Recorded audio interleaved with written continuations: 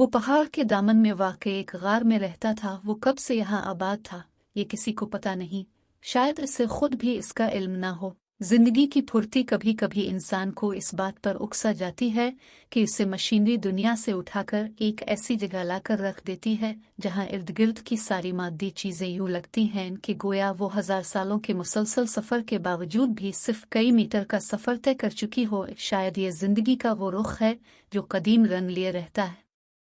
वक्त की गर्दिश इसे बहुत कम ही संवारती है। इसकी वजह यह होती है कि यह मशीनरी दुनिया से काफ़ी किनारे पर होता है और इसे मशीनरी दुनिया की बात समूह बहुत कम ही तब्दील करती है। इंसान के तसव्वुर में बहुत सारी चीज़ें गर्दिश करती रहती हैं। वो इस दुनिया फ़ानी में ऊपर की और बढ़ने की कोशिश करता है, मगर ये एक अटल हकीकत है कि हर चीज़ का अंजाम इंसान को इस नुक्ते पर ले आता है जहाँ से इसने वो सफ़र शुरू किया हो। इंतहा बज़ाहिर खुद कोई मंजिल नहीं।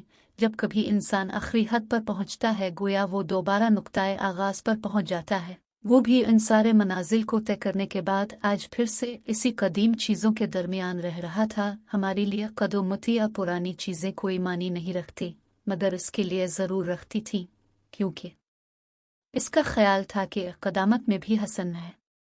जब इंसान ज़िंदगी के पेच व ख़म, उतार चढ़ाव और तुंडो तेज़ मामलात से तंग आ जाता है, या वो उन सब चीज़ों को पार करके एक इंतहा पर पहुंच जाता है, तो एक ऐसी जगह पहुंचने की तगोदो करता है जो कि दुनिया की बर्क़ रफ्तारी से कदरे फासले पर हो।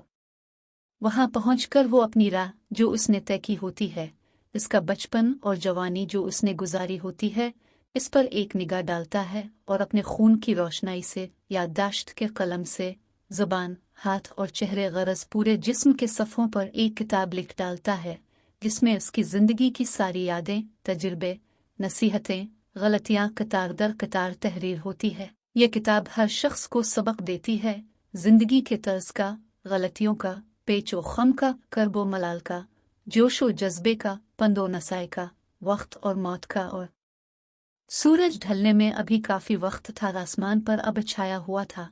मैं मामूल से हटकर आज इस पहाड़ी की जानिब चलने लगा जिस पर उसकी कमीनगाह थी। जब मैं इस गार के करीब पहुंचा तो सूरज शायद ढल चुका था, क्योंकि बादलों की दबीज चादर ने सूरज को अपनी ओट में रखा था। वो गार के अंदर किसी सोच में गुम बैठा हुआ था। मुझे देखकर वो कुछ हैरान सा हुआ, शायद इसलिए कि कभी किसी इंसान ने इस गार की जानिब आने की जहमत नहीं की थी। मैं उसके करीब बैठ गया। गार के अंदर वही कदीम तर्ज का एक चिराग था जो टिमटिमा रहा था। चारों तरफ खामोशी का राज था। बारिश शुरू हो चुकी थी और फिजा में मौजूद खामोशी को तोड़ रही थी। मैंने उसकी ओर देखा और पूछा कि जिंदगी क्या है। अजीब तर्ज से मुझे घूरने लगा, गोया वो उन चीज़ों की गिरफ्त से पहले ही निकल चुका हो और किसी ऐसे मकाम पर हो जहां ये सवालात कोई मानी नहीं रखते। इस गार में 400 यूं सुकूत और खामोशी थी, गोया यहाँ कोई इंसान ही ना हो, मगर इस सुकूत में खलल आ रहा था एक ऐसी चीज़ का जो अपने अंदर जज्बात और एहसासात का एक पूरा जहान रखता था। दुनिया के लोगों की मिसाल इस बारिश की सी है।